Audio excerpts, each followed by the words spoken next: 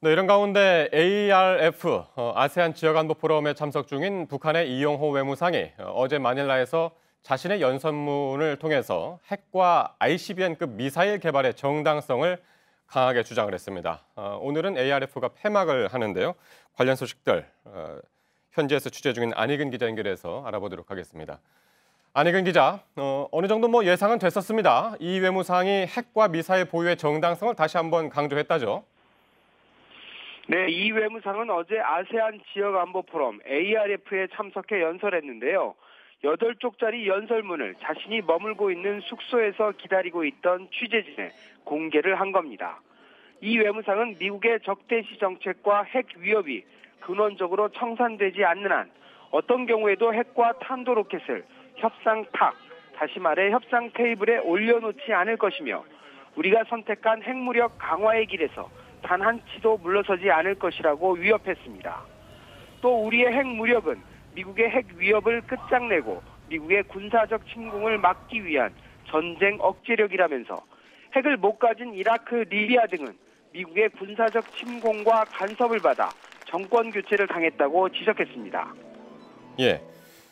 그제 새벽에 나온 유엔 안보리 대북 제재 결의에 대해서 앞서 보도를 해드린 대로 북한이 공화국 성명을 통해서 이제 비판을 했는데 이용호 외무상도 이에 대해서 언급이 있었습니까? 이 외무상은 제재 결의가 공정하고 타당한 것이라면 미국이 구태여 뛰어다닐 필요가 없을 것이라며 대북 제재는 미국 제일주의의 적나라한 표현이라고 비판했습니다. 미국의 맹목적으로 추종하는 일본과 남조선 당국에 대해선 구태여 언급하지 않겠다면서 남측에 대한 비판도 빼놓지 않았습니다.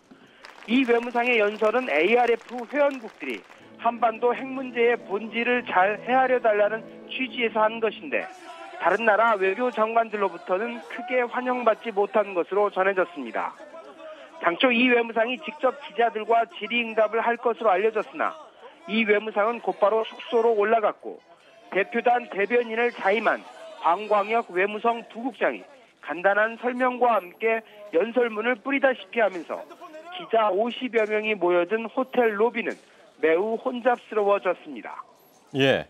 그리고 앞서서 북한 대표단이 이 광경화 외교부 장관하고 만날 계획이 없다 그렇게 얘기를 했었는데 이 환영 만찬에서 강경화 외교부 장관하고 이용호 외무상하고 잠깐 만난 사실도 뒤늦게 드러났군요. 그제 저녁에 공식 환영 만찬이 열렸는데요. 각국 외교장관들이 도착하면 모이게 되는 대기실에서 강 장관이 이 외무상을 3분 정도 만난 겁니다. 예. 강 장관은 두 회담, 지난달 남측이 제의한 군사당국자 회담과 적십자 회담 개최가 시급하다며 회담 제의를 수용할 것을 촉구했습니다. 잠시 멈칫한 이 외무상은 남측이 안보리 그리고 미국과의 공조를 통해 계속 대북 압박을 가하는 국면에서 대화 제의는 진정성이 없는 것 같다는 반응을 보였다고 강 장관은 전했습니다. 두 사람의 만남은 비록 짧았지만 문재인 정부 출범 이후 남북 고위 당국자 간 첫 만남입니다. 네, ARF 어제 끝났는데 오늘은 폐막식이 열리죠? 오늘은 폐막 행사와 아세안 50주년 기념 행사가 열릴 예정인데요. 마지막 라운드는 의장성명 문안 조율이 될 것으로 보입니다. ARF 의장성명은 통상 회의가 끝난 뒤 조율을 놓고 며칠씩 걸리기도 했는데요.